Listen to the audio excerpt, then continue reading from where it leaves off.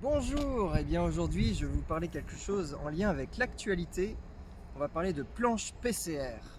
Ben oui, PCR, pour paner, carottes et radis. Pensez à quoi d'autre? Alors venez voir, on va s'approcher un petit peu pour voir comment ça se passe.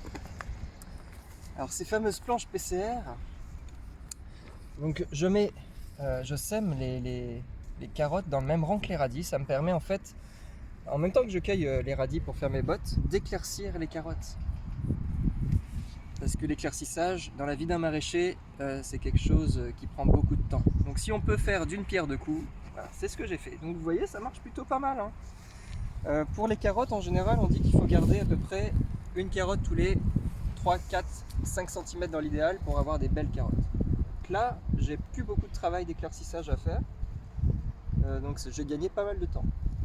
On voit les panais au milieu là qui vont prendre vraiment leur essor petit à petit. Alors il faut savoir que cette planche, elle permet plein de choses.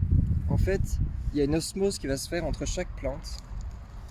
En plus, il y a une occupation des sols qui va s'étaler. Je vais pouvoir récolter sur plusieurs temps cette planche. À commencer par les radis qui donnent au bout de 20 jours. Au bout de 20 jours, je vais avoir les premiers radis que je vais récolter après sur encore 20 jours supplémentaires. Ça sera la première récolte. Ensuite, les carottes, du semis jusqu'aux premières récoltes, il y a à peu près 4 mois. Donc 4 mois, je vais avoir les carottes qui vont s'étaler encore jusqu'à 6 mois. Et le pané, lui, c'est lui qui prend le plus de temps. Il lui faut 6 mois pour donner une belle carotte, une belle racine. Donc à partir de 6 mois, quand les carottes auront fini, je pourrai récolter les panais. Donc c'est une planche qui va être optimisée vraiment dans son temps, que je vais pouvoir récolter jusque quasiment au début du printemps prochain.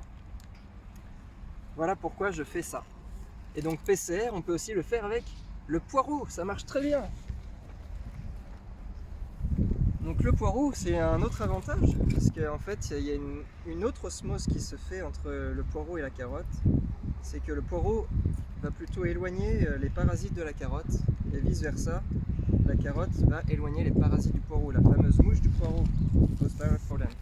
Bon, il faut faire attention avec ça, des fois ça marche plus ou moins bien, parce que les insectes s'adaptent aussi à nos pratiques agricoles. Donc on peut observer parfois que ça marche pas, voire pas du tout. Et donc ici j'ai fini de récolter sur cette planche les carottes, les radis. Et bien si cette vidéo vous a plu sur la présentation des planches PCR, hein, attention celles-ci il ne faut pas les mettre dans le nez, hein. Donc au plaisir de partager une prochaine expérience sur la micro-ferme des comptoirs de la bio à Poitiers. A très bientôt et n'hésitez pas à commenter cette vidéo, à la partager et à vous abonner. Salut, à bientôt!